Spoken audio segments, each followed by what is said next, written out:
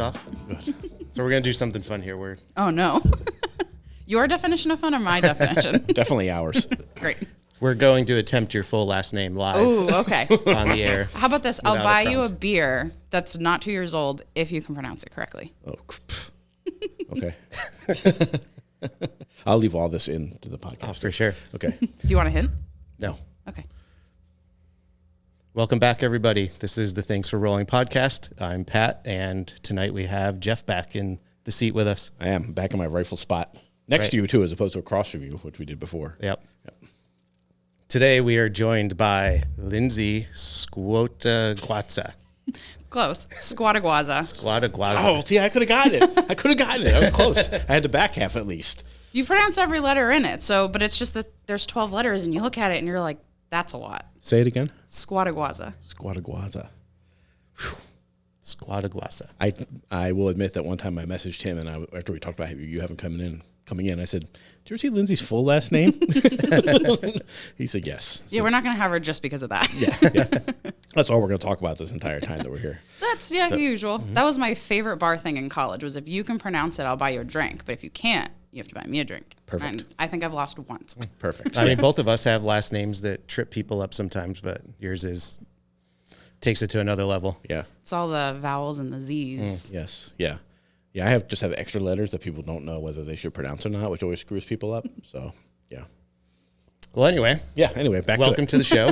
Thanks for driving out this morning, Thanks this for afternoon, having whatever me. it is. So, Lindsay, you've come and trained with us sometimes in the past. You've attended our events. You're kind of, I say, friend of the gym. You're like, you don't really train with us, but you're, cursory to everything that we do. So why don't you give the listeners a little intro on yourself, kind of how'd you find your way into jiu-jitsu? Where do you train? What do you do? All that kind of stuff. Oh, man. Okay. So, like mid-COVID, end of COVID, like end of 2020, my friend's sister was a black belt. She opened a gym, and she basically messaged me, and her brother had been, I don't want to say bullying, but he was bullying me and like, you should try jiu-jitsu. And finally, like everything was closed. I was doing nothing else. I wasn't working. And I was like, you know what? Sure. I'll go try a class. And I'm an athletic trainer, which for people who don't know that, it's basically physical therapist, but we do more emergency med. So like if you dislocate your shoulder, like I get to put it back in. I'm there for it when it happens. And I noticed I was like, jiu-jitsu is my job, but in sport form. And like, I just became obsessed with it. So unfortunately that gym ended up closing. And then I switched to Seneca's gym in Marlboro. And I've been there ever since. And then once people started realizing, hey, you can fix my injuries and I don't have to go to the doctor, it kind of has just snowballed. And then EJ was teaching at our gym for a while. And he's like, oh, well, I know the guys over at 10th Planet in Springfield if you want to go over there and train. I was like, that would be amazing. And then kind of just became friends with everybody here. So it's been fun. Cool. So that was, you said mid-COVID. So you started in like 2020, 2021, something like that? August of 2020. Okay. So it was like when it was still a little weird that people were training, but like it was also the end of it. So when I told people I'd started jiu-jitsu, they would give me weird looks and be like, you're like in people's faces. Mm-hmm. I was like, yes, I am.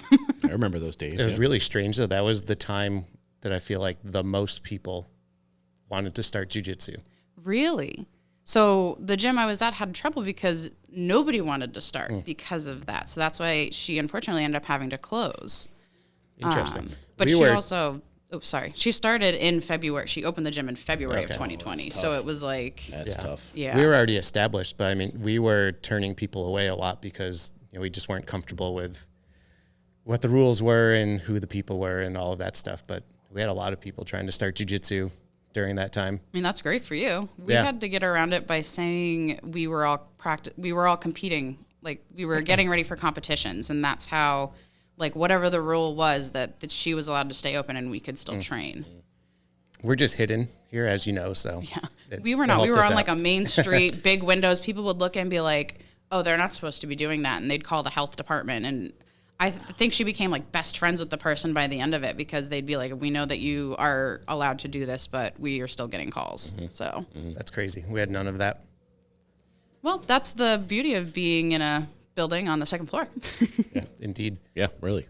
So you married athletic training with jiu-jitsu, and what has that led to now?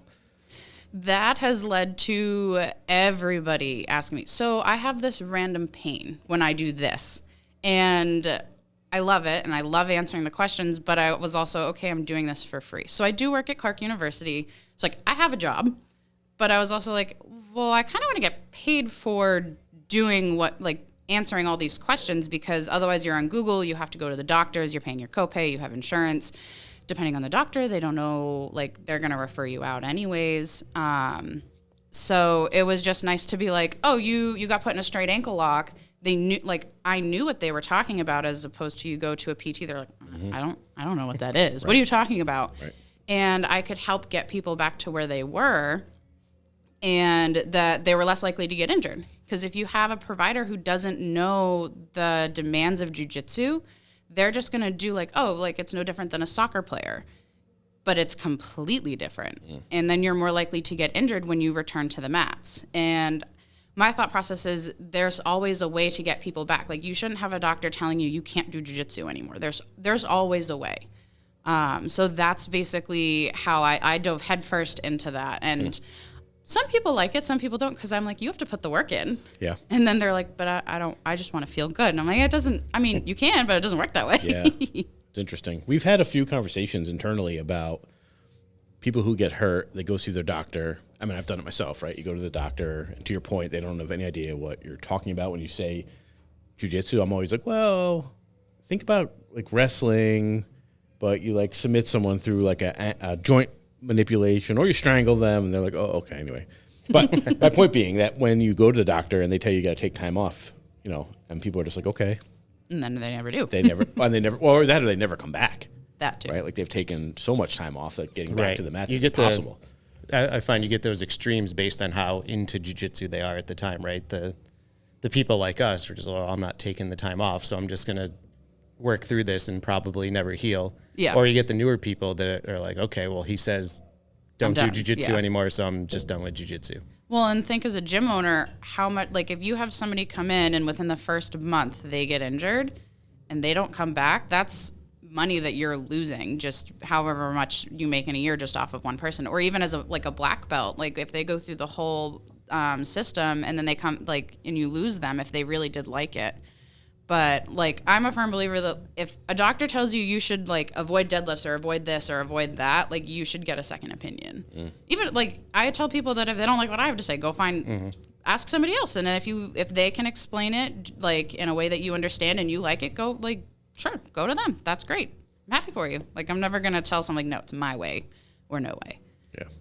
But yeah, I've gotten so into it. I actually took classes online from a physical therapist out in California who's a black belt, who teaches physical therapists and athletic trainers how to rehab the way he's doing it.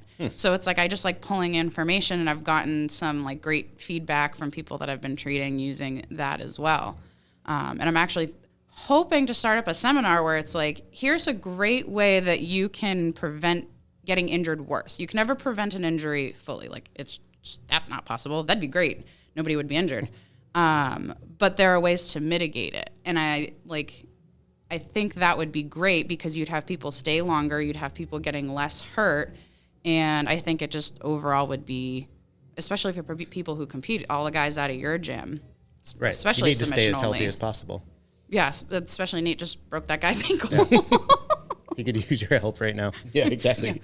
Well, he's a great example. Someone told him that he tore his ACL, and luckily I was down the street, and I was I was at the DCU center, and I came in, and I was like, you didn't tear your ACL. Because he would have been done.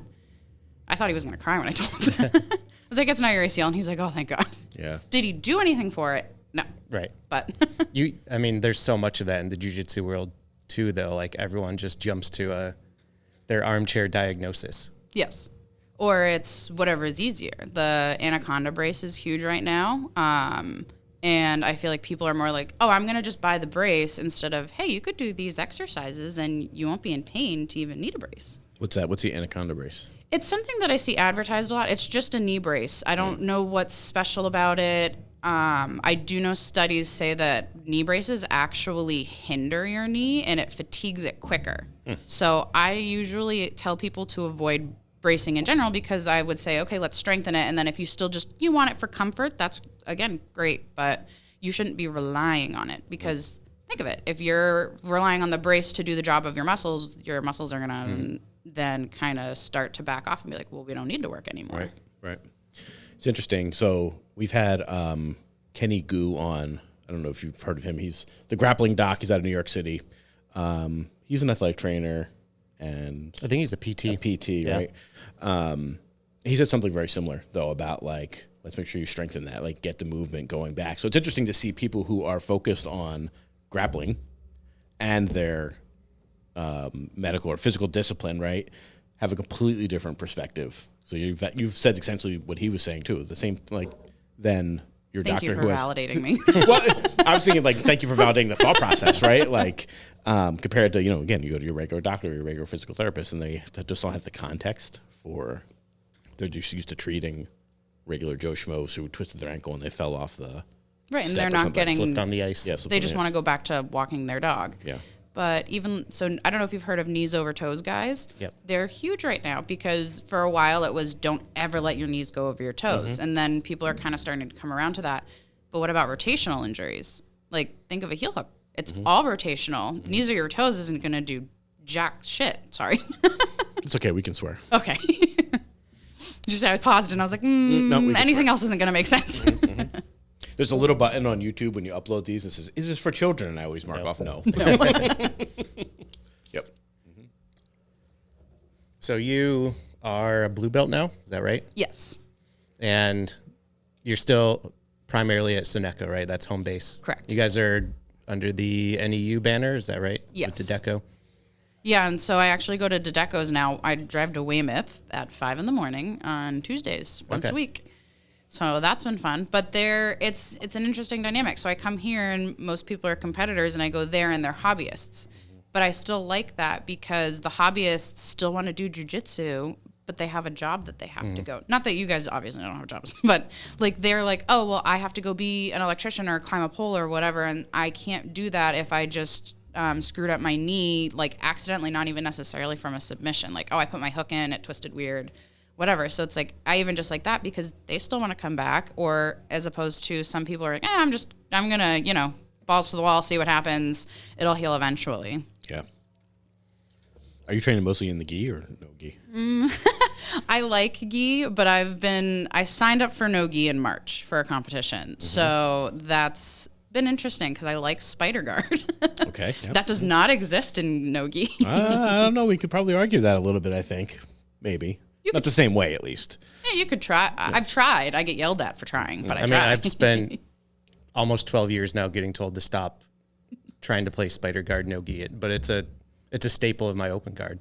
Yeah, it's very small and narrow based, but there's a couple of things that I use all the time. The biggest difference is you can't get the grips on the sleeves, right? Right. But if you adjust your grips and still keep your feet in the elbow pits like you would in normal spider guard, you can do all kinds of It's stuff. still very good initial connections to make to somebody. If you're disconnected and you just need to connect. Well, and I love when people aren't paying attention and I do it and they're like, oh, I'm in spider guard. And I'm like, I'm not holding your arms. You put yourself in spider guard. Yeah. I am not doing anything. And then I try to grab their wrists. I'm like, oh, you're slippery. There's nothing here. Yeah. Yeah. So this is your first competition in no gi? Is that what you're saying? Yes, actually. So I signed up for one last year, but nobody showed. So they're like, here's your gold medal. And I was like, I don't want it. Yeah. Which one are you doing? Jiu Jitsu World League. Cool. Because it's down the street. Yeah. So, Right. They do it at the DCU, right? Yes. But they call it the Boston event. Did they change I that? think they changed it to New England. But the lovely thing about being a girl, the weight class is 155 and up. I'm like, those poor girls who are 155 pounds going against, like, it could be 255 pounds. It's just, it's so awful. Yeah. I heard they run a nice event, though. I remember Audra talking about, like, how... It's very similar to IBJJF, where they put you in the bullpen, they line you up by your mat. Like, you basically don't have to think about anything. They'll walk you out. They'll even write, my favorite part, they give you a bracelet, and they write your mat and your match time on it. I'm like, wow, I don't even have to think about it. That's nice. I like that. Yeah, that's pretty good. Yeah. That's in March. Awesome. That's exciting. So it'll be interesting. Hopefully people show up this time. Have you competed? Oh, so you, aside from the one where nobody showed, have you competed previously? Not in no gi, but I have done gi a few times. Yeah. So again, just the weight classes are always against me, but I enjoy it. I was a diver when I was younger, so like I'm used to the solo competitions where it's like it's just all you. Everybody focuses on you, and I did tap cancer out first as a white belt, and the minute I got on the mat, I was like, huh, this is like really similar, and people were like, you could hear us like coaching. Whether I listened, that was a whole different story. But I was like, well, yeah. I was like, it's the same. I dove for 15 years. I had to listen to people yelling at me while I was spinning midair. So I was like, it was kind of easy to tune people out. Like everybody watching didn't bother me because I was used to that in diving. So it transitioned very well. Wasn't good at it. And then I was like, I definitely missed this. So now I just sign up when I can. So interesting, because for me, who did not wasn't competitive like that as a youth, I can't hear a thing. Like if I stepped in those mats right now and he was talking to me, I would have not hear a thing. Like there's no way. And I haven't competed a lot, but the times I have, I'm like, I don't hear anything. So like my conditioning is totally different than that, right? Like, and that's crazy. what I've heard a lot of. My favorite was the last competition I did. So Seneca was yelling at me, and then one of the other black belts was yelling at me, and they were saying two different things. And I stopped mid-match and looked at them, and Seneca was like, "Shut up! Don't listen to him. Listen to me." And I was like, I can hear both of you, and you're both saying two completely different things. That's a peeve of mine as a coach and a competitor. I can imagine. Yeah, one voice. You need to have one voice. That's funny. Yeah, totally different for me. Would have no idea what you were saying. Nope. Well, it's funny at the that quintet we were just in at Connors. I think it was during Daniel's match. Chris was yelling something at him, and I mean the two of them had just met the day before. They don't have like that coach competitor relationship, but he was so present in that match. He like turned around and gave a thumbs up to him. That's funny. Like I acknowledge what you're saying to me. That's so funny. Yeah. I work like IBJJF or tap cancer out sometimes as the medical staff. And sometimes I'll have my friends competing and they'll look at me mid-match and I'm like, don't do that. I'm not supposed to say anything when I'm behind the lines. Don't pay attention to me. Don't pay attention to me.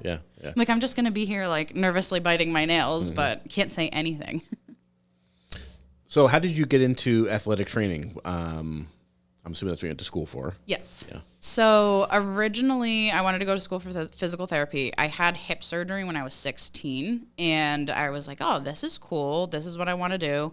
I ended up going to Sacred Heart University. They were like, okay, well, you have to pick an undergrad major. And they were like, athletic training kind of ticks all the boxes. You won't have to take any extra classes. I didn't know what athletic training was. My high school, I graduated with 60 kids. So we didn't have one. I didn't know what it was. And I started taking the classes and I was like, this is a lot more interesting. I get to be outside. I get to like travel with the teams. I see the injuries when they happen. The emergency stuff was so like, I thought it was cool. I know everybody doesn't think it's cool. And so like, as I progressed through the program, I was like, well, I don't really want to do PT anymore. I don't want to be inside. You're with non-athletic people kind of doing the same thing over and over again. So that was kind of like my starting point. And then ironically, I had 2 more hip surgeries on the same hip and I started jiu-jitsu after the 3rd one. Wow. Yes. Damn. So they cut my hip socket out and rotated it and pinned it back. And then I noticed while people were doing knee on belly, I could feel the pins. So I had to go back and get the pins out. Because I was like, no, I want to still do this, but like I don't need the pins anymore. And I've seen you post like hip mobility things online. Wow. So that's when people are like, no, I can't do this. Like I have so many injuries. I'm like, I've been there. Trust me. I really have. I do get it, but there is a way to still get back to it. My hip is ironically not usually the thing that bothers me when I'm rolling. Huh. It's everything else, but yeah. Wait till you get old. Was the hip thing just like a body formation thing that just had to be so you corrected? know how dogs have hip dysplasia? Yeah. So I had hip dysplasia in my one hip, but they didn't realize it until literally 10 years later because my hip came out of its socket and went back in. And they were like, that's not supposed to do that. And like, even with all your history, they went in, they had to take a specific set of x-rays. They were like, oh, you have no coverage of so the way like your femur sits in your hip socket, I had like none. So it was just moving around. Wow. So yeah, that was fun. Yikes. Yeah. Well, I mean, that goes to your earlier point. Like a lot of people they'll have a hip surgery like that and they're just like, athletic endeavors are over. Like never doing anything again. I'm grateful that I can walk and that's what life's going to be. Yeah, and if you put the effort in and you're with somebody who knows, again, the demands of your sport, there's no reason you can't get back to at least something that you would be happy with. You might not be competing anymore if like you chronically dislocate your shoulder, because imagine you post out, it's gonna go. But there's no reason you can go to a gym and be with people that you trust and continue rolling. Yeah. We had a guy pop his shoulder here a couple months ago, maybe. And we were all like, Like, I'm not touching it. like, sorry, dude, have your mom come. I think that's the one thing Seneca's like extremely grateful for. He's like, oh, you're injured, Lindsay. That's what we're looking around for. Like, is anybody here who actually knows what to do with this? Who's not like an armchair? Right. I mean, we have some nurses, we have EMTs, but like, I'm like, there's no one here that Specializes knows how to do this. Yeah, unless like it's an ER nurse. EMTs don't usually get that type of training. It's just, triage and transport, which is why I think a lot of the competitions around here, like Grappling Industries, will hire EMTs, but they can't actually clear anybody to go back in. Like they can look at you and say, okay, you don't need to go to the hospital, or it's broken, you're done. But they can't say, oh, it's just an ankle sprain, like you can go back in. Like they don't have that. They're like, I don't think they're legally allowed to do that. So IBJJF specifically hires athletic trainers for that reason. That's good. That's why anytime someone wants to like try to reset a shoulder, even like fingers, I'm just like, you're not doing that here. Pretty sure my liability insurance doesn't cover Probably. malpractice of tearing somebody's shoulder apart. Trying to Some put it back random schmo doing it, right? Well, I got nervous at the Connors quintet where I was like, that kid went out. And I was like, looking around, I was like, nobody's here. I was like, I'm not going to say anything. I was like, Alex knows me if he needs me, but... Yeah, I didn't catch. I was blocked by the crowd. I just heard a big commotion. He was in a triangle? Sounds like he was out for a little bit right before. Not long really, enough that like I was concerned. Had the crowd all riled up. It always does. They ran over pretty quick and I want to say he was out like maybe 3 seconds. Yeah. It was like, and it was blocked. Like his eyes were closed before he went out. It was just that he went limp, and I don't know if maybe those people thought he was already out or like what it was. But then I was thinking, I was like, I bet they don't have anybody here if something were to happen. So that could be a liability. Future thoughts. Yeah. So we'll have an event coming up soon. I don't know about you guys, but when I see someone get put out anywhere, it always gives me like that like little pit in my stomach. Something about it, like because they come up and they're breathing all crazy, right? And like sometimes they try to run away. Right? Or they try and tackle you because they think they're still fighting. The disorientation, like, yeah. It's always, what happened? I'm fine. Yeah. And they try to get up, and I'm like, you're going to get a head rush, and you're going to fall back down. Yeah. I remember putting my hand on someone's chest, right? Yeah, I'm like, calm down. And his heart was like, I was like, dude, you just need to lay here for a little bit. Like, you'll be perfectly fine. Just lay here for a little bit. But and see, those are my favorite because I don't have to do anything. I just wait for them to wake up, and I'm like, you good? Okay. Yeah. But I actually got made fun of for working IBJJF because somebody caught it on picture, and I didn't even realize I did it. Somebody went out, and I went out to them, and I did knee on belly, like not completely, but like it was hovering, and they were like, did you know you did that? And I was like, no, I was just worried. He was a brown belt. So I was like, if he were to come up and tackle me, I'm screwed. Yeah.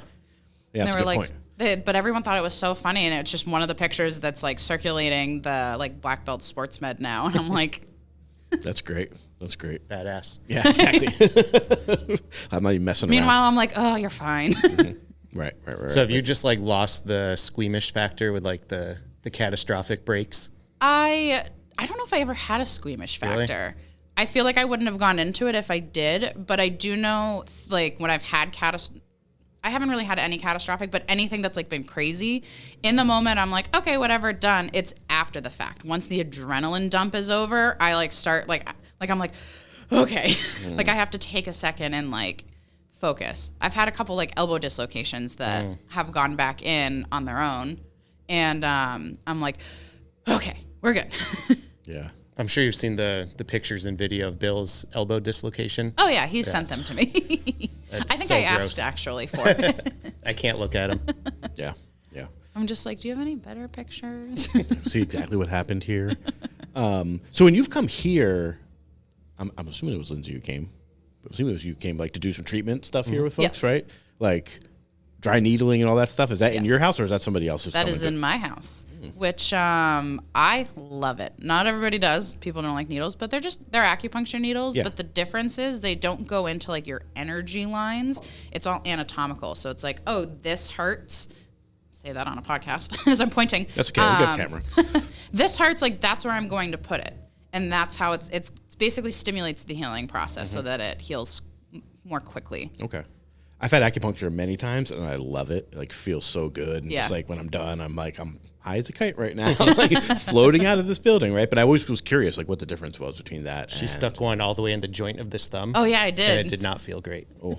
But did it feel good after? I don't remember. You were on your So bike. it was weird. It felt really good for like 2 days and then kind of digressed back into being achy, and so it's good to go now. Again, after not doing anything. Yeah, right. But that's the thing is like it feels great and people are like, oh, I don't have to do anything. I bet you did nothing for the thumb. Absolutely nothing. Yeah. But if you had done like the exercises or anything, then it's like, okay, while it's feeling good, I'm strengthening it. I'm doing all the things I need to. Wasn't it? It was from riding your motorcycle? No, it was jammed it in Jiu Jitsu. Oh, you rode your motorcycle. Yeah. That's what it was. Yeah, and I just continued to ride my motorcycle and putting all my weight on it. Yeah. It's, important thing. Yeah, took no time off from training. Yeah. Naturally. You don't need your thumbs. That's fine. Is there one injury that you see more than others whether it's at a tournament or just like in day to day? So normal work, it's just a lot of ankle sprains, pulled muscles. Jiu-jitsu, it's a lot of shoulders and knees. The big thing is people not tapping. Yeah. And then I'm like, you have to go to your job tomorrow. So the real big one I tell people is Kimuras, because your bone will break before your shoulder will give out. So like each submission kind of has like its own things that can get injured if you don't tap, but that's like really the big one that I'm like, your bone is not as strong as all the muscles that are holding it in. No kidding. So Gross. yeah, so Kimuras, tap to those. Yeah, you grab my left arm, I'm tapping like the second you put that grip together. So do you find that like your understanding of the musculature and the joint mechanisms is helpful when trying to understand a submission, right? Because you understand like where I can apply, where I cannot apply, like what's going to do to the internal. It's definitely gadgetry. weird, especially being a blue belt. So it's like I don't know as much jiu-jitsu as like anybody higher than me, or even some white belts if they've been training longer. But I understand all the submissions. So it'll be like, oh, well, I know how a heel hook works. I know that you have to turn like the lower part of the leg one way and the upper part of the leg the other way. Can I pull off a heel hook? No. But people have now started coming to ask me like, oh, how do you do this? And I'm like, well, this is how like anatomically it works. And I find that that's really weird because I feel like I'm overstepping, but I also know the anatomy of it. Or like an arm bar where it's, well, you're trying to damage this ligament, so this is how you would damage it. And then it kind of gets pieced together with like whoever's teaching the submission. So that's actually how I was going to set up the seminar was, oh, this is how an armbar works. So I'd have an upper belt teach it. And then this is where the end range, where like you would not do any damage. This is as far as you can push it. And then this is how you train that end range so that if you were to get injured, it would be not as bad, depending. Yeah, that's cool. Or if you have people who don't know when to tap, or you have those like, we have a couple 16-year-olds at our gym that they're like, no, I'm not tapping. I'll be fine tomorrow. Right. But I find that like telling certain people this is the end point you can put them in before you'll injure them, even if they're not going to tap, they'll be like, that's really helpful because now I can know, okay, I'm just going to let go because it's not worth it. That's fascinating because I always think about trying to explain the submission. Like we were working on triangles in my class last week and trying to explain to them, forget like the mechanics, but this is the concept you're trying to achieve, right? Like, so to have like that anatomical way to explain it to folks, like whatever. So the Kimura is a perfect example, right? Like what you're trying to accomplish. So to me, I don't know, it makes sense to me that you'd be able to explain that in such a way that you understand like what's happening with the body. Because people may not understand like, oh, we're going to figure 4 your grip, right? And do this like, especially if I'm teaching the like an Americana and I try to talk to them about the over rotation of the shoulder. Yep. And like, I'm like, if you just kind of rotate your shoulder this way, right? Like, I don't know how to explain it to you guys, but like, not this, right? Like this. It's really weird to like not really have the language to explain to them like what the body movement would be. I don't know if I'm explaining that well enough. Would it be useful to have a skeleton on hand? One of the ones that has like the realistic ligaments and all of that? Yeah. I use an app to like explain to people. I love those videos. And it shows like Yeah, and how the ligament that's starting to get movements. stretched.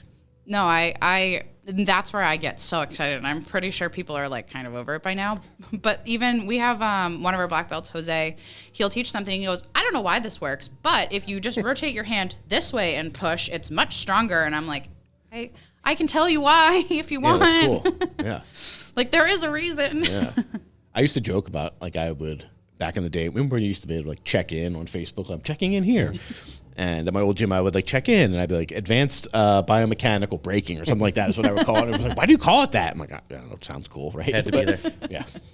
Anyway, side Makes note. me sound better than I am. Right. Now, some of the 10th planet moves, I don't know. I don't know if that'd be a lot of breaking down and be like, okay, this move. Yeah. I'd have to learn all the names first. This is true. Yeah. I just think it's cool, like just when you try to explain to someone, like forget, and this is the way we teach here anyway, right? But forget like hand here, foot here, grip this way, grip that way, like try to accomplish X, right? And to try to show them exactly like what movement they're trying to achieve, right? I don't know. It's complicated. It makes it hard. For sure. Yeah. Well, and if you've never taken an anatomy class, like sometimes the concept is just completely lost. Yeah. I've always said it would be fun if people who do jiu-jitsu took an anatomy class, but like the minute you're told you should take it, you're like, I don't want to. Yeah, right. You're like, I'm not going to pay attention. I already know what I'm doing. Right. The submission works. Mm-hmm. It's also very freakish how different bodies can be from one person to another, and their mobility and their flexibility, and things that work on one person and Don't work on not the somebody other else. person. It messes people up when you just keep trying to shove a specific Yeah. technique down their throat. Or it works on one side and doesn't work on the other. Mm-hmm. That's what I always love pointing out to people, where it's like even just an Americana or anything at the shoulder, it's like do it on their non-dominant side. They're going to tap sooner most of the time. Everybody, there's always the weird exceptions. But like having people do it on both sides, you're like, oh, I have to now make these adjustments because it's not working. It's such an interesting like scientific base to apply to grappling. Yes. Just that understanding of the body, as opposed to like a normal Joe Schmo walking off the street who's like a plumber, right? Well, and that's why I love that my job and jiu-jitsu. Like if I could do that all the time and just explain it or even just treat people like that, I would, but Jiu-jitsu people are cheap. Yeah. well, right. it's its own feed-in program. Yeah. That's the best part. Like, oh, you're fixed? Great. You're going to go get injured next week. But Yeah.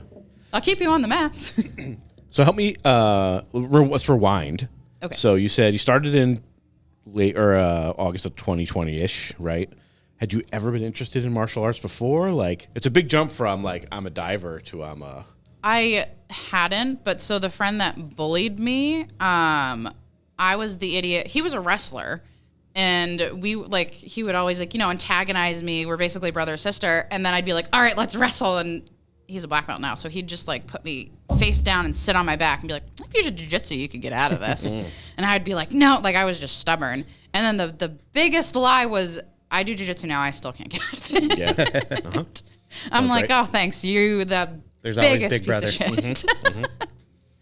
I'm like, oh, cool. You were a 10-year blue belt when this was happening. So Yeah, How old were you when you started? 25. So it was 25, my so- quarter life crisis. And then I look at all the big names and I'm like, oh, that would be so cool if I could get there. And I'm like, oh, they're my age. They're Yeah. black belts and they're my age. That's never going to happen. I started at 27. Look at you now. See, that's the dream. I started at 37, so take that. Well, I mean, it's just all about what you desire to do with it. Yeah. Been talking with a lot of guys in the gym recently about this. The question just keeps coming up from people. I think we have several guys that are kind of fighting with a crisis of figuring out where they fit in jiu-jitsu and what they want to do with it. And, whether they're putting all the stress on themselves to try to be a competitor or are you just doing this for fun? Right. And I think a lot of them fall in the middle too. It's like they want to compete sometimes, but They don't want They to have- make it their job. yeah, they have life. It's hard to be a full-time competitor when you have other full-time things. Well, and a lot goes into it that it'll take up your entire time. And then what I find, especially just at the collegiate level or even the high school level, what happens when you're no longer competing? What do you you're like, oh, I identify as an athlete. I compete all the time. When that's gone, people kind of tend to have that crisis after the fact too. Even like if they're still a hobbyist, they're like, well, it's not the same. Did you dive in college too? Yes, I did. So they didn't have a dive team when I started going there. And then 2 years in, they were like, oh, we got diving boards. And I was like, oh, cool. Yeah. So did you miss that level of competition? Like, you weren't that old when you started, but. Yes and no. I missed having a sport with like a goal. Like I needed something to work towards. Diving, it was okay, you're working towards the next dive, like you're adding half a flip, half a twist or whatever. And I played beer league softball, but it's just for fun, which I enjoy, but there was nothing that like I needed something to work towards. And then actually what I love about jiu-jitsu is that I have to think about it. Like it's just human chess. I like lifting, but I hate going to the gym and it's 1, 2, 3, and then I get bored. So boring. That's most of us. Yeah. That's how most people end up in jiu-jitsu, I feel like. Oh, it's just that you're like, oh, this is mentally stimulating as well as physically stimulating. Yeah. So how high were you diving? I just saw your videos from the work trip to Puerto Rico, hopping off the high dive. So in the video, I jumped off of 10 meter, which I hate heights. I wasn't sure if that was you or that was like one of the students. I was like, oh, okay. It's It'd terrifying. be a little weird if I was like bragging about, oh, look at who they jumped off. That's a good point. Good point. I competed on 1 meter and 3 meter. But I've like drilled or gone off of the higher boards, but not consistently. So, but yeah, no, I don't like heights. So people find that very amusing, and I'm like, well, you gotta get. Yeah. That's what I like. I feel like I have, like practice what you preach. I tell my kids like, well, you have to do something that scares you. Like, what's the worst that's gonna happen? It might hurt for like a minute. So it's when everyone's like, well, why'd you jump off 10 meter if you don't like it? And I'm like, well, I had to do something that was scary. Right. The YouTube algorithm recently started feeding me the Red Bull cliff diving series. Have you seen that? No. I mean, I know what you're talking about, but I not. The women jump from, I think, 21 meters and the men 27 meters. Yeah, something crazy. They come to Boston if you ever yeah, wanted to go. they jump into the harbor, like off one of the building balconies. No thanks. Yeah, I wouldn't do that either. I don't mind like jump. Heights don't necessarily bother me, but like I think there's a difference between standing on something and you're like, oh, I'm pretty freaking high, and hucking yourself. I'm gonna jump off. Right, exactly. Yeah. So what you're telling me is you don't have the anxiety of potentially falling off. No, it's the actual falling off. That's right. I don't want to do that part. Yeah, I don't want to do that part. No, thank you. The fear of heights is the anxiety. You're like, so if I just forget how to walk and trip, face first, I'm okay. It's the intentional jumping. Right. Yeah, no thanks. It's like when people ask if you want to go skydiving. Oh, I've done that too. Have you? Yeah. No way. No chance. Again, I don't know. Maybe I'm just crazy. The plane was scarier than the jumping out of it. I thought the plane was going to fall apart. So by the time that they were like, okay, it's time to jump, I was like, thank God. Yeah, I don't know anybody who's done that and said like, oh, that sucked. Everybody who's ever done it is like, oh, that was amazing. My uncle broke his ankle and he was still like, yeah, I'd go again. Yeah. Yeah, but you haven't talked to the people that died. Well, yeah, that's a good point. you don't need a parachute to skydive, just to skydive twice. Yes, exactly. Right. That's a good point. I'm just not interested. Yeah, it does nothing for me. Like, I'm not like an adrenaline junkie or anything like that. Like, it's not, I don't know. Yeah, I'm perfectly fine staying in the plane as it moves. So when you're working the university job, are you covering all sports or do they split you all up between certain sports? We cover all the sports, and then there's 3 of us, so we just kind of rotate the coverage. Which it's funny because everyone, like, you know, you have your sports you hate or the ones you like or that are interesting. And I'm like, wow, nothing is going to be as bad as covering a martial arts. Like, there's always freak accidents, but that's going to happen anywhere with anything. So, do you have a specific that you like or dislike covering? I loved covering rugby. Probably for the same reason I enjoy covering jiu-jitsu. But unfortunately, we don't have rugby, so it really just depends on the season. Basketball right now is great because it's inside, but our spring sports start next week, so I will be outside with lacrosse in the already. Yeah, 10-degree weather, and I'm gonna hate every minute of it. Yeah, that sucks. Oof. And I just don't like lacrosse either, so that does not help. You don't like lacrosse? Yeah, it's not my favorite. Do you like hockey? Yes, I do like hockey, but we don't have hockey either. Yeah. We don't have hockey. We don't have wrestling. We don't have football. No track. It's great. Coverage-wise. No track, too, huh? Such a simple sport to have. But there's a lot of, like, you usually get, like, a couple hundred kids that will sign up for track if you have, like, a full program that's established. With all the events. Yeah. And then you have that just all the time because that's an every season thing. Yeah, so it's just constantly busy. I don't know if we'd even have the room to accommodate that right now. Yeah, it's interesting. Those are the boring injuries too, because they're all overuse ones. Yeah, sure. That makes sense. Yeah, no lacrosse, huh?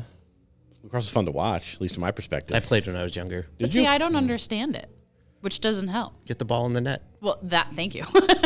Knock over the person that has the ball.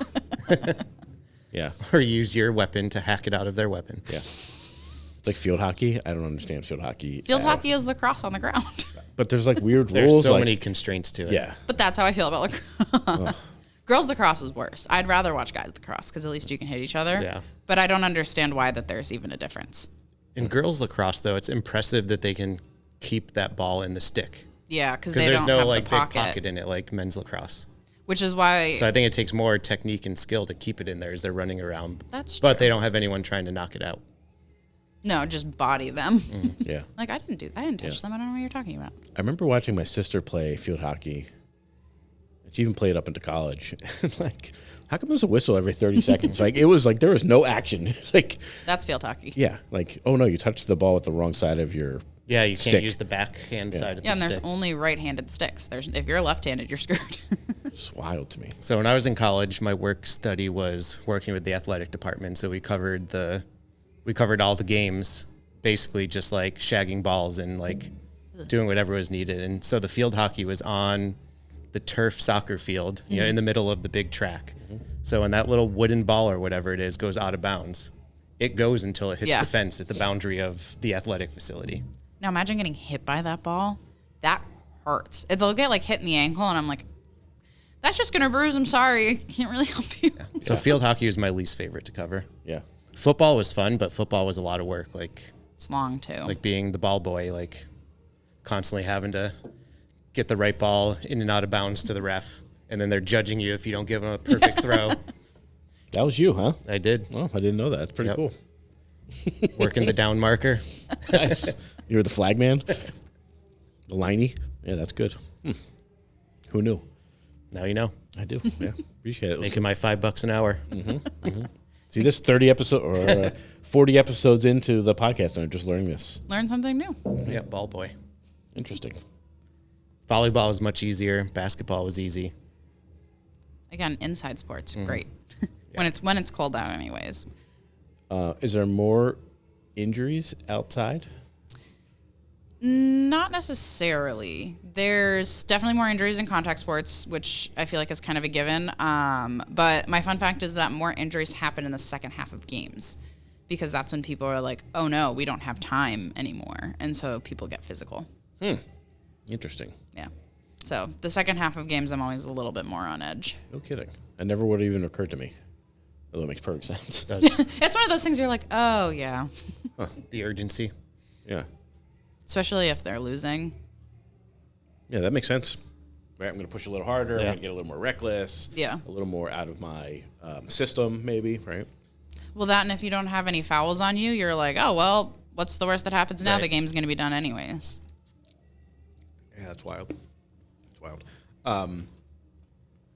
So talk more about the seminar that you want to do. Oh, no. Okay. Sell, it's sell just, it. Let's hear it. Let's hear it. Give us a it's pitch. just an idea for Shark right Tank, now. Give us a pitch.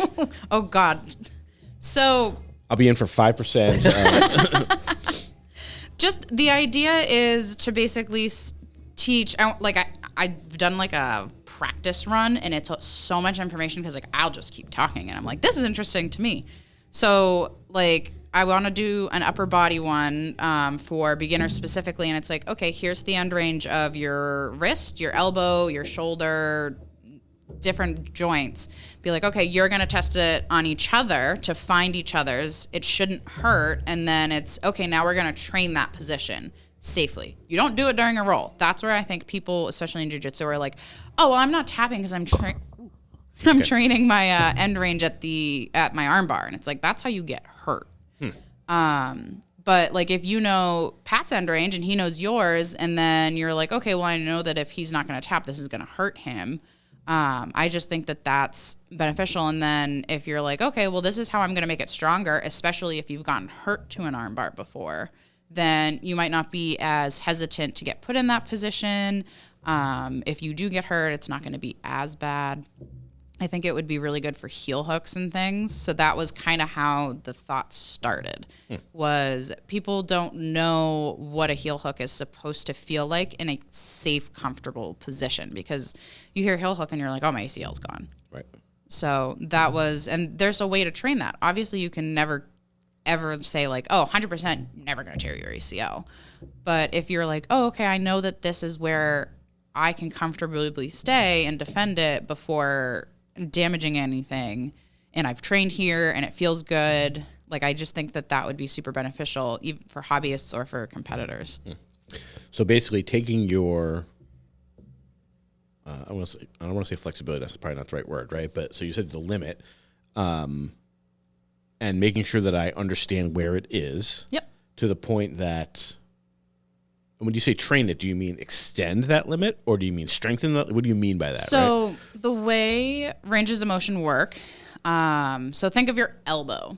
You are the weakest at the end here, and you're the weakest at the end here. You're strongest in the middle. So if you train that part that's weak, it's going to inadvertently get stronger, and you could resist a little bit more. But every joint has a different type of range of motion. So your elbow has hard. It's a hard end of range because you have bones that block it. As opposed to heel hook it's kind of firm, more soft, just because it's more ligamentous and muscles that are resisting that. There's no hard end feel. Interesting. Could talk about that all day. I've also heard that it's like very limited, like a very small amount of like pressure that could break that or hyperextend or dislocate the elbow in that type of position. Like, I don't know, something ridiculous, like 3 pounds of pressure or something. I don't know the poundage, but yeah, it's not a lot of the joints. It doesn't take much. Interesting. I keep saying that because I'm like fascinated by all that stuff. So that's along the lines of an idea I put out a lot when teaching joint locks is before applying what you would call your like finishing motion or, braking mechanic, is trying to take any slack out of the joint before you get to that point. So it sounds kind of like the same thing that you're trying to get at, try to get the slack out of it, get to the limit of the looseness. And now we're at what should be your final range of motion, right? And my favorite thing is it shouldn't be like, it'll be uncomfortable, but it's not going to hurt, because that was like the big thing where it's, well, if I'm at the end range, it's going to hurt. It shouldn't. And everybody's is different. And like mine, I have my elbows hyperextend. Yours probably don't. It's a female to male thing. So someone doing an armbar on me is going to be different than an armbar on you. So I think knowing what it feels like just in general, you can take that to each person that you're rolling with. It's interesting.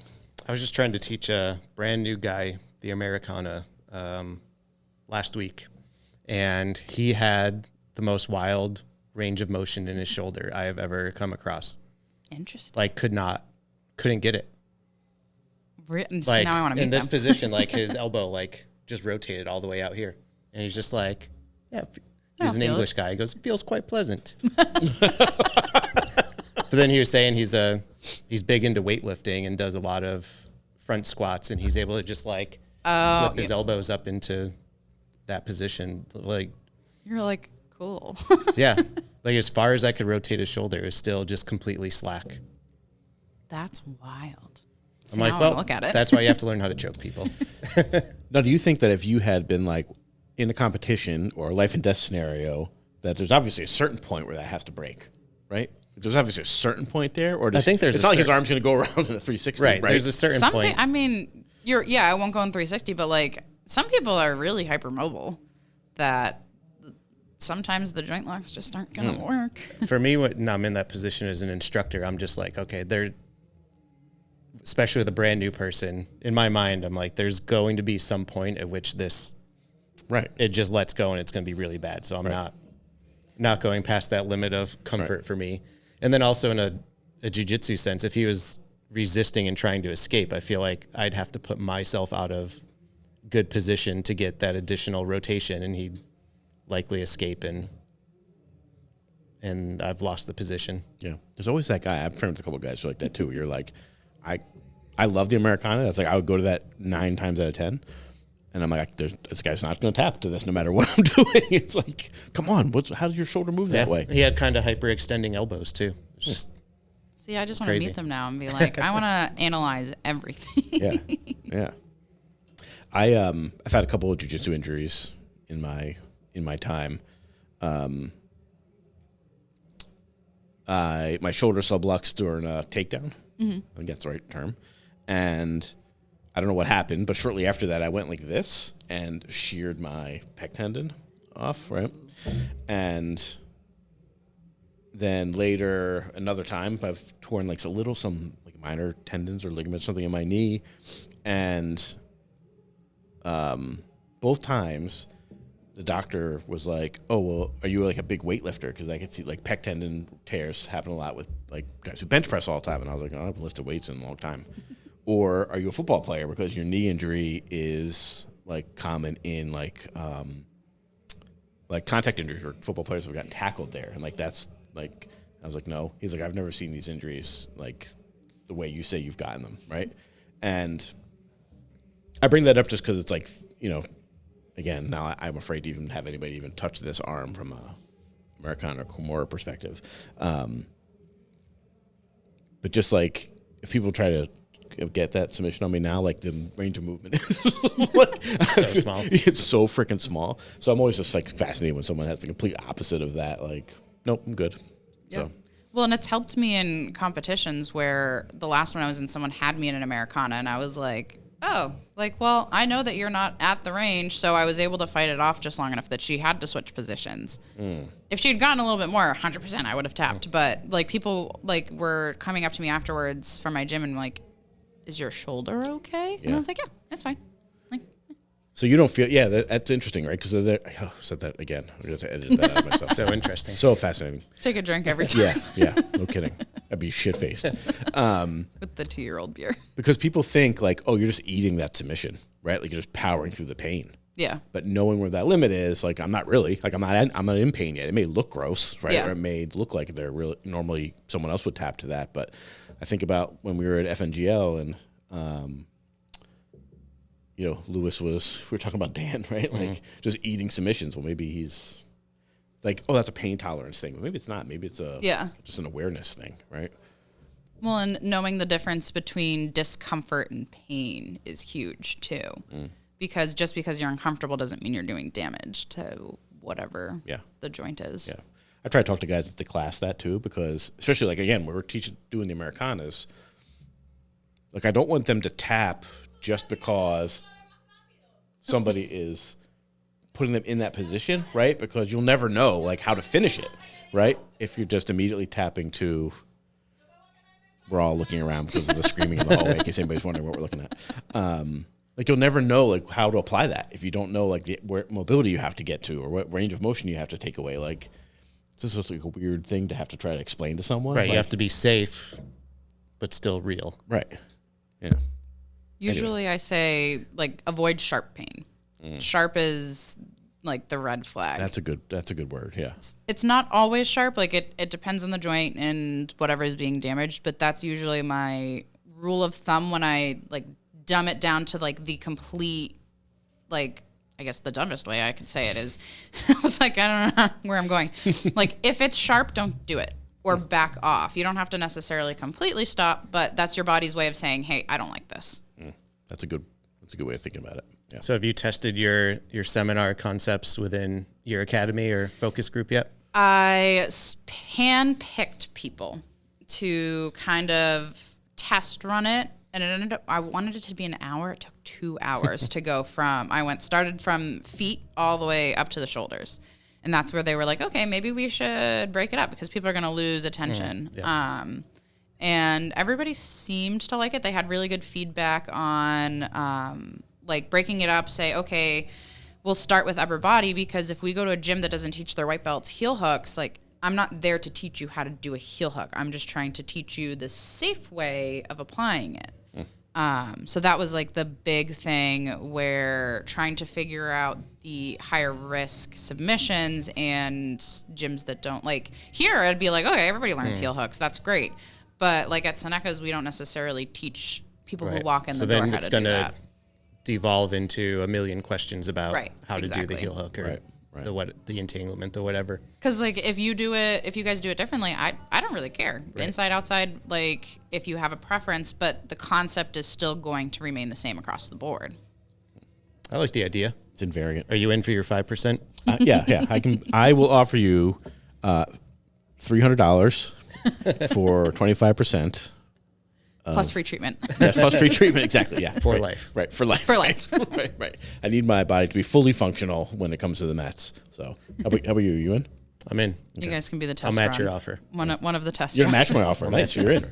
You're in. We own 50% of the idea. Then, how do you feel about warm-ups? So, a lot of schools of thought, right? You go to some gyms who are very, all right, we're gonna shrimp back and forth 25 times, and we're gonna do shoulder rolls and blah blah blah blah, right? And then there's some who are very like low impact warm-ups, right? Like my last gym, we used to actually like do 2 minutes of meditation beforehand, right?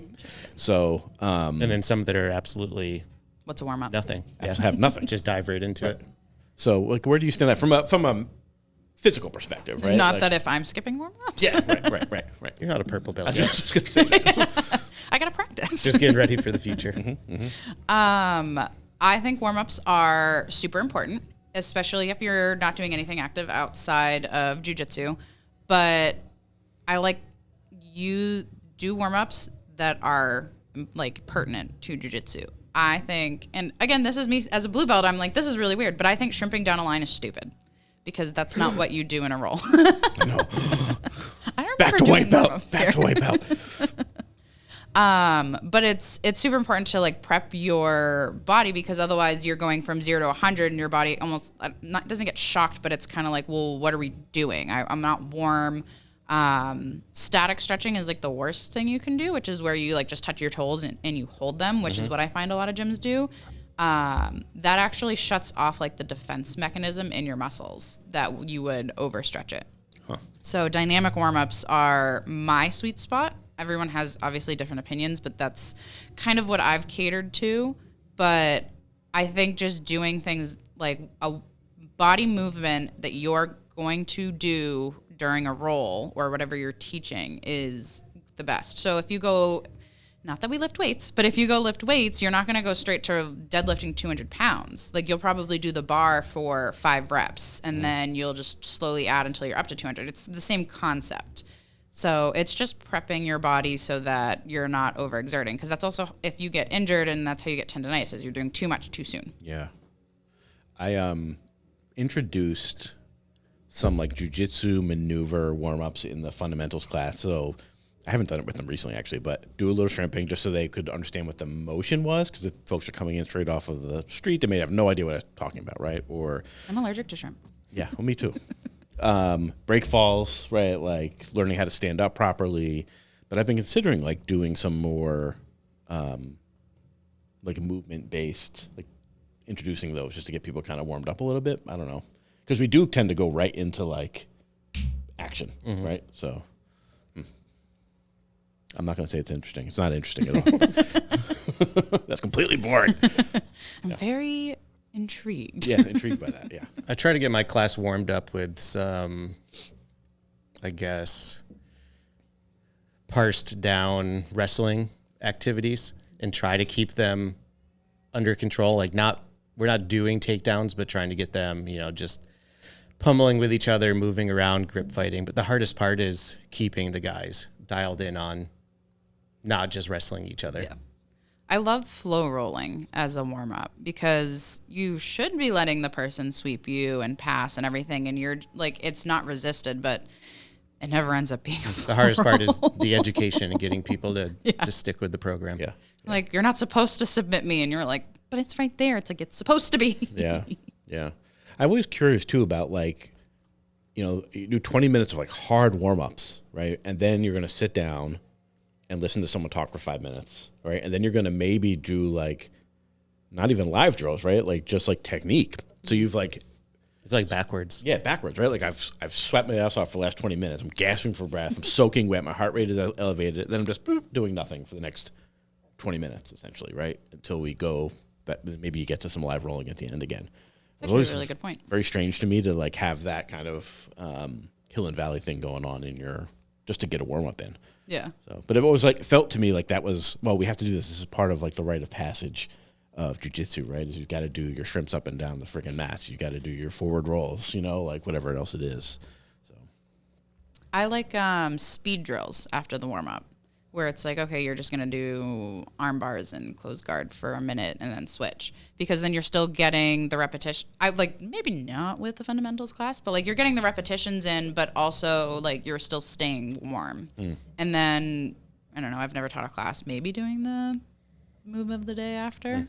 But that's a good point. I've never thought about changing the structure of a class to actually complement what you're learning. Because if you do the move at the end, is anyone even going to be paying attention, or is everybody going to be gassed? Right. Or if you had to grab a cone off the floor. He has all kinds of crazy warm-up games he does. But those are fun. Yeah, they are. Cones have gotten shredded. Yes, they have. We do a little warm-up game where everyone partners up, and we have these like little flat, they're not cones, I don't even know what you call them. They're like the flat markers. Yeah. So you line up across your partner in front of it, and on the whistle, it's just reaction time. Who can grab it the fastest? And they've just gotten shredded apart from. Because they have a hole in the top, right? Yeah. So everybody's like grabbing the. It's fun though. Yeah, I think the next variation is going to be just touching it, no grabbing it. It'll never be just touching. I know. I'm trying. Come on, don't burst my bubble. Yeah. You could. I was like, you can use belts, and I'm like, not here. Good. You want to ask Lindsay our questions? I do. Oh no. Go ahead. Put you on the spot. We have standard questions we like to ask. Okay. Pretty much every guest, I guess. I don't know whether you asked him Pop when he was here. No, I forgot. Well, he had been on before, so Okay. you'd Yeah, ask. that's true. They might have changed. Who knows? So if you were to have to pick a walkout song for your UFC debut, what would it be? That's so funny. Or your 80cc Yeah. debut, right? I was just talking with somebody about this. Or even your top level pro debut. Yeah. They might get it wrong, but you'll get to give them a song. usually. Humble by Kendrick Lamar, but the Skrillex remix. I like that one. One of our soccer team plays it during their warm-ups, and I was like, this is really good. So I ended up downloading it, and that's one of the songs I listen to before I compete. Okay. So I was literally just talked about this the other day. There you go. You're ready. You didn't even I'm know. impressed. Most people are like, I don't have any idea. All right. We have a, although I don't know that I've updated it in a while. I have to go back and look to see. We have like a playlist on Spotify called The Walkouts, I think, where we've put everybody's songs on there. There's a new. I shouldn't say new. Spotify. I've discovered this thing on Spotify where if like I share a link with you, they'll blend a playlist from our music, and it's so cool. And it'll say like, oh, your music is like a 87% match or whatever, and then it'll say this is like your song and then my song, and then like you both have this song in your playlist. No kidding. Weird. Just yesterday when we were in the car going to Mystic, we discovered DJ X on Spotify. Have you guys? No, I'm an Apple Music They user. have Oh, of course. There's like an AI DJ on Spotify now. And Really? he'll be like, "Hey Jeff, this is DJ X. That's awesome. I've put together this playlist for you. I'll be back every few songs to check in on you." So what does he do? Does he ask you whether or not it's good, and you say no, and he changes the style? It was not what we wanted to listen to within like 2 songs, so we just switched. So DJ X is no got good. He fired. sucks. Well, the problem with my Spotify is it's what everyone at the gym uses, so 95% of it is not what I want to listen to. What are you trying to say? Okay. The next question that we like to ask everybody, and I'll just ask it. I don't want to qualify it. When someone asks you what you do, and I don't mean the athletic trainer side of it, I mean the jiu-jitsu side of it, what do you tell them? They're like, what is that martial art you do? Do you do karate, right? Or you do UFC, right? Depending on the person, if it's like one of my athletes, I'll be like, it's like wrestling, but you can use the uniform since I do gi mostly. If it's somebody who watches UFC, I'll say it's usually the ground stuff. But if they have no idea, I don't even know if I bother trying to explain. So because they're gonna. you've got true pasture on, right? Yes. And if someone's at a barbecue and they sidle up next to you and they're like, oh, what is jiu-jitsu? Be like, it's aggressive cuddling and trying to kill your friend at the same time. All my friends I've tried to kill. Yep. It's weird if you make friends without trying to choke them first. Right. I'm just curious. Sometimes people are like, when people ask me, I tend to like shrink away and not really want to talk about it or answer it because I don't know how to explain it to them. And then they just think the next logical question is, so you could kick my ass? Right. Usually I say yes, just being a girl. It's funny. That's what most of the women on the show have said. Yeah. Well, I've actually, so during my beer league, naturally, one of the guys was like taunting me and he's like, I'm going to kick your ass. And I was like, okay. And he immediately drops his head and runs at me to tackle me. So I put him in a guillotine. And I'm like, okay. And he's like, you have to let go now. And I was like, no, you're going to tap. And he's like, I'm not tapping. So then I started leaning back and he's like, okay, tap. Mm-hmm. So we're best friends now. But yeah, good job. Good job. I like that. Be. Yeah, really. Yeah, it is funny. Most of the women have been like, yeah, I say yes. Well, yeah, because if you say no, then depending on the creepy guy, then they're like, oh, okay. Yeah, that's true. I just ignore the question altogether. I think I've been saying since we started this podcast that I was going to get better at explaining it to people because it's in the best interest of my business. I'm the same way. I just kind of always shy away from wanting to talk about it. Yeah. See, the question I get a lot is, oh, so what belt are you? Oh, I'm a blue belt. And they're like, so where is that? When are you going to get your black belt? And I'm like, 10 years. Mm-hmm. They're like, oh, well, I got my karate black belt in 3. And I'm like, right. When I was 3. Yeah. Right? Yeah. Yeah. I'd love to know what's going on outside of this room right now. Church. But that sounds like a party. A party or like a hardcore show, right? I mean, like, what's going on out there? They're getting down. They are. Well, you know how some podcasts like play a little music in the background. Yeah. Behind the audio. Yeah. Just live performance. I mean, like you would think that like, if we open that door right now that there is like a band playing in the hallway. Probably is. Right? It sounds a little bit like Rage Against the Machine. Well, the band is playing in the room across the hallway and the people keep spilling in and out of the room. Right? There's like a groove to it. Like, we got an extra microphone, just invite them in. I might have to. So that's the group that Tay integrated with and walked away with the whole platter of flan that one night. Oh, that's right. That's a good story. Yeah. I'm packing up to leave class one night and I can't find my son. Mm-hmm. So I call him because he'll just like run out ahead of us and be waiting downstairs, but I didn't see him. So I call him. He's like, oh, I'm coming right back up. And he comes to the door and he's got like, it looks like a pie, like a whole pie tin. I'm like, what is that? He's like, oh, I made some friends. I'm like, and they gave me a pie. I'm like, what are you talking about? This makes no sense. So it's like pulling pins and needles out of a 12-year-old to get details. Yeah. And he was waiting down here and somehow like started talking to this church that's across the hallway from us. And they're primarily Spanish speaking, but he's in Spanish class in school. So he is very proud of his social skills and testing out his Spanish. He's like, yeah, they gave me this cheese pie. I'm like, a cheese pie? And it's just like, what, like, yeah, we got to go home. Like, we'll figure this out later. And we get home, and I'm telling the story to my wife, and we open it up. And I'm like, well, we at least have to try it. No idea what it is. So we grab a spoon and dig into it. And it was a whole pie tin of flan. Was it good? I don't really like flan, but I don't like the texture of flan. Same, but yeah, I think it was good. I like it. I like flan. I like anything that's like kind of like custardy like that, right? It's good. Yeah, invite them in and maybe they'll give you some. I'm like, hey, I hear you guys got some flan. Well, what made me feel okay about it is when we went walking out, like they all had theirs. So I don't know if they. Oh, it wasn't poisoned. Okay. It wasn't poisoned. Okay. They all had some. They all said hi to him as we walked by. Has he been back in there? He hasn't.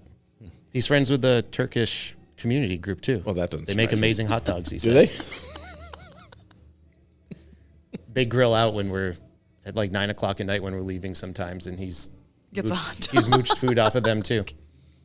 No fear in that kid. None. That's amazing. We can't get him to eat anything at home, but he's from mooched strangers. Food off It's two fine. groups of strangers. Yeah. I eat my flan and hot dogs. Just integrating with the ethnic groups. Mm-hmm. Did he eat the flan? No, he didn't like it either. So we just had this whole tray of flan. Did you guys finish it? No. And it had leaked all over the truck too. Even better. Because at the time, I was under the assumption this was a cheese pie. So I'm thinking it's like solid. It's solid. Yeah. But the liquid had kind of squished out of the top of it and spilled like off the center console and down onto the seat. It might still be there. I was gonna say, does it still that's smell what like that is. Oh boy! Alrighty. Well, any other funny stories you should tell? That completely off topic. I mean, we can get him on the show. He has plenty. Yeah, I'm sure Or maybe he'll let us on his show. Right. He has his own podcast. So they have, He hasn't recorded in over a year. Yeah. Okay. We'll get there. I do have the T-shirt. All right. Shouts out to Lifesavers Jokes and More, which I think is just now more. So He's focusing on the more part. okay. Got it. Other topics. Got it. All right. Well, where can people find you? If you want them to find you, that is. Oh, do I want them to find me? Not really. Business-wise. Yeah, business-wise. Instagram's probably the best at Varsalus, Varsalus. Can I spell? That's a great question. Which means what? So I didn't come up with the name, but so the var is for variables, which is math, and then salus is Latin for health. So it's like the whole thing is about using science for treatment as opposed to just, hey, this works. You just have to trust me. So how does your business model work right now? If somebody wants to have you into their gym, what kind of stuff are you doing? Like, how do they set that up with you? I usually just have people reach out to me. There's been a couple gyms that I've already been at, and they'll tell like their friends and be like, "Oh, if you want, just have them reach out." Because I don't have you pay me to come. It's kind of, can you just make sure that you have X amount of people so that it's worth my while to come out? Because I'm not doing it to make money. It's just a nice, bonus since I'm putting work in. But it's just the fact that I like educating people and helping people get back on the mats. I mean, if you're going to drive somewhere and take hours out of your day, it needs to be worth something. Mm-hmm. As opposed to, oh, you have one person and I'm going to charge them $10. Right. Great. Yeah. Right. All right, one last time. How do you say your last name? Scuoteguazza. Yeah. I got it now. It's locked into the memory banks for now. Can you spell it? No. But that's what we're going to call you from now on. Lindsay's going to go out the door, and Scuoteguazza is going to be next. Well, that's why my Instagram is Squatty. Yeah, I didn't read it like that. It was Skatui, I think, when I read it. Yeah, people don't usually connect it to my last name, which I think is hilarious. I didn't. I had no idea. I went on the Varsalus website, and there it is. I was like, this is fake. yeah, what is that? That's not. Who made that up? CIA Yeah, Should just banged on the keyboard a few times. I will say when I was doing the preview post, and I was like, guess who's coming to the studio on Sunday? And Audra writes, she submits an answer, and she writes like, oh, Lindsay, blah, blah, blah, blah. It's like, yes, that's exactly who it is. Shout out to Audra. Mm-hmm. Yep. Yeah, I messaged her before, and I was like, I'm nervous. And she goes, just don't make fun of Arturo. And I was like, great. Yeah. It was the one thing I was told. Yeah. She's been on a few times, so. Yep. Alrighty. And we haven't solidified details yet, but we may be seeing Lindsay at Ecopalooza. At least Sunday. That's a definitive. I just haven't, figured out details. Cool. What you said. Yeah, awesome. Ecopalooza, listen to the last episode, or 2 episodes ago by the time this airs, right? Yeah. If you don't know. Cool. Anything else? I think that's a wrap. Anything else you want to hawk? Besides half of our business that we just bought into? I could give a little plug to True Path. Go ahead. So, run by my friend Jordan. Basically, he raises money, it's non-for-profit, to put at-risk youth into Jiu Jitsu academies. So Cool. How do they find it? That's what True Path. Instagram as well, and they have a website, which I'm pretty sure is just truepath.com. And I dig that logo. Yeah, I think his brother designs most of the stuff. Huh. Cool. I'm into Sweet. it. It's bussin'. It is. For real. Oh, my God. Oh, you hang out with college kids all the time. Yeah. I'm sure you know that, yeah. That's why I'm like, okay, that's my cue to leave. We had, what was that, a couple weeks ago? I don't even know how it came up. And we were like talking to some of the younger guys. I'm old, right? I don't know any of these things. And my daughter is young enough that she doesn't know them either. So there's like that gap, right? And we were like saying these things, bussin' and for real, whatever else, other ones. No cap. No cap. That's the other ones, no cap. And the guys were like looking at me like, what? Where's this coming from? No cap. Oh, yeah, they say things, and I'm like, can you just, I don't know what you just said to me. Is that good? Is it bad? Right. No cap. All right, everyone. Have a bussin' time. For real. Thanks, Lindsay.